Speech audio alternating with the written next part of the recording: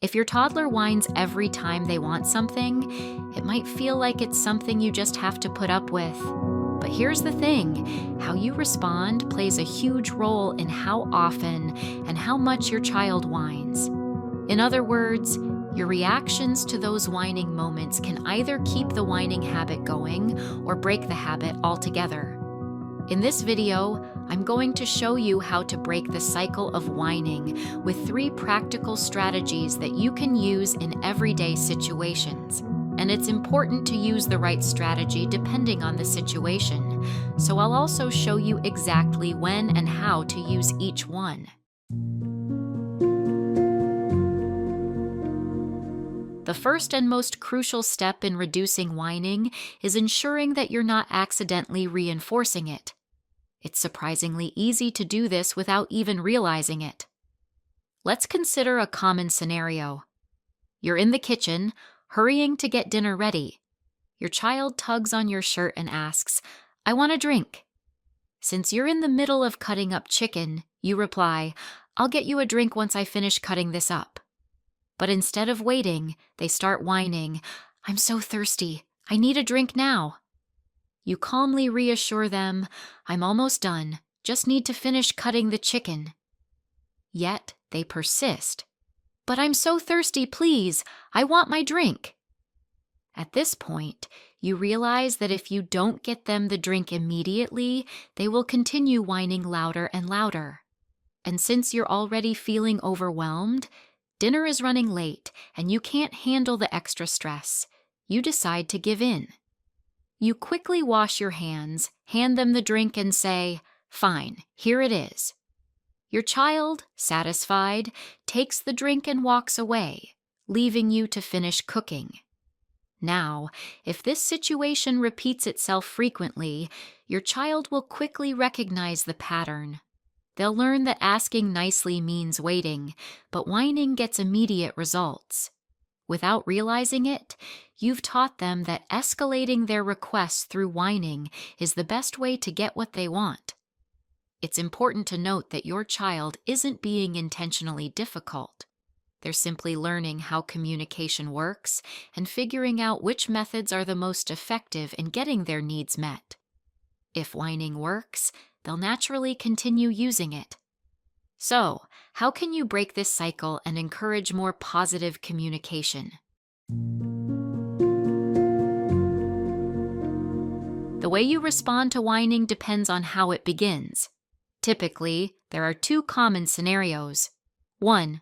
Your child first asks calmly, but escalates to whining when they don't get what they want immediately. 2. Your child skips asking calmly altogether and jumps straight into whining. Each situation requires a slightly different approach, so let's start with the first one, where they begin by asking calmly, but then escalate when they don't get an immediate response.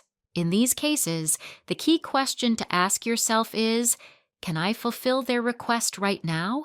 If you can, then do it. This reinforces the behavior you want to see, asking politely and waiting patiently. If you can't, then acknowledge their request and let them know when you will be able to help. For example, imagine you're just stirring a pot of food instead of cutting raw chicken. Since your hands aren't occupied, you can easily pause for a moment, get them a drink, and then continue cooking. This reinforces their positive behavior because they see that asking nicely leads to their needs being met. However, things become more challenging when you truly can't fulfill the request right away.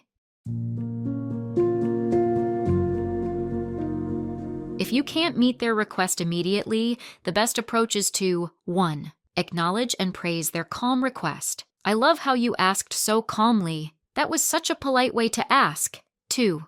Clearly communicate when you will be able to help. "I'll finish cutting the chicken, wash my hands, and then get your drink." This teaches your child that even when they ask nicely, there will still be times they have to wait. But what happens next? More often than not, they'll start whining or complaining while they wait.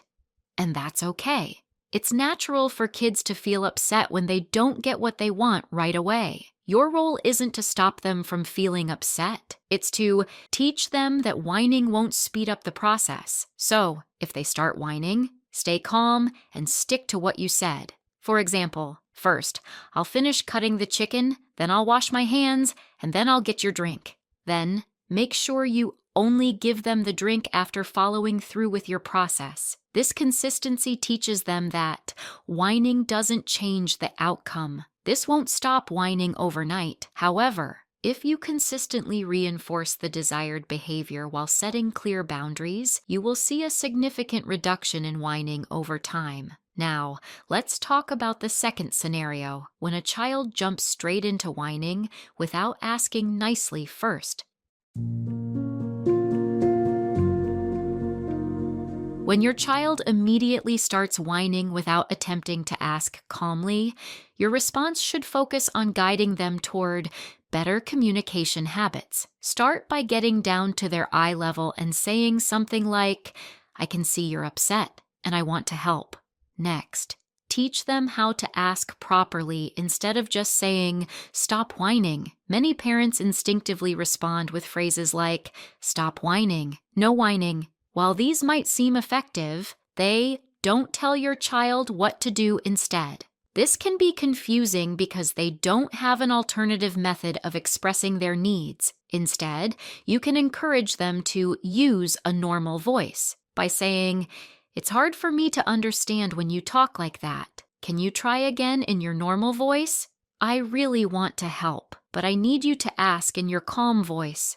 Now, before we move on to the next step, let's take a moment to address a common mistake that many parents unknowingly make, using ineffective phrases that don't send the right message. When a child is whining or using a demanding tone, it's natural to feel frustrated and want to shut it down quickly. But simply saying things like, "Stop it," "Enough already," "I don't want to hear that," might seem like the easiest way to get them to be quiet in the moment, but it doesn't actually teach them what they should do instead. In fact, these phrases can sometimes increase frustration because they don't provide clear guidance. Your child knows you don't like whining, but they may not fully understand how to communicate their needs differently. So, what should you do instead? Once you've encouraged your child to use a calm voice, the next step is waiting for them to ask properly before fulfilling their request.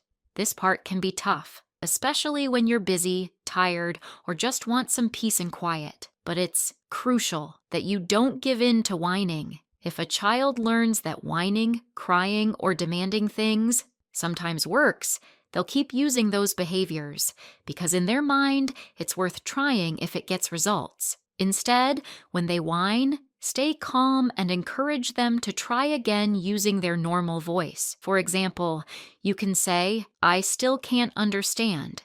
Can you try again in your normal voice?" "That's getting closer." "Can you try one more time in your calm voice?"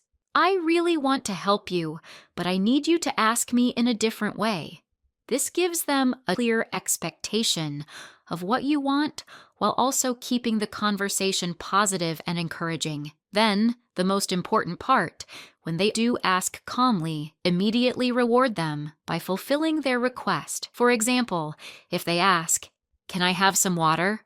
in a calm tone, respond right away with something like, "Oh, you want some water? Here you go. Thanks for asking so nicely." By responding immediately, you're showing them that using a calm voice gets results faster than whining ever could. Over time, this teaches your child that speaking respectfully is more effective than whining. Eventually, they'll start using their normal voice on their own without needing reminders. It may take some patience at first, but with consistent practice, you'll start to see real progress.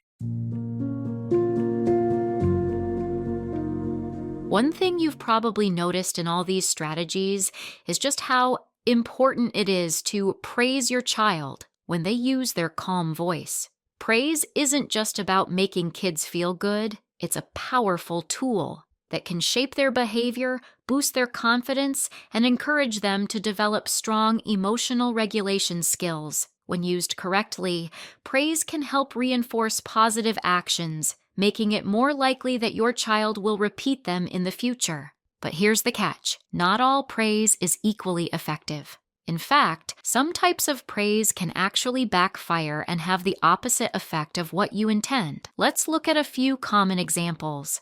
You're so clever. You're amazing. You're the best at everything. On the surface, these phrases seem like they would build confidence, but in reality, they can sometimes create pressure. Children who hear these types of compliments too often might start to feel like they have to always be clever, amazing, or the best. And if they struggle or fail, they might feel like they're letting you down. Over time, this can lead to fear of failure, perfectionism, or even a reluctance to try new things because they don't want to risk making mistakes. Some kids may even become dependent on praise, constantly seeking validation instead of developing their own internal motivation.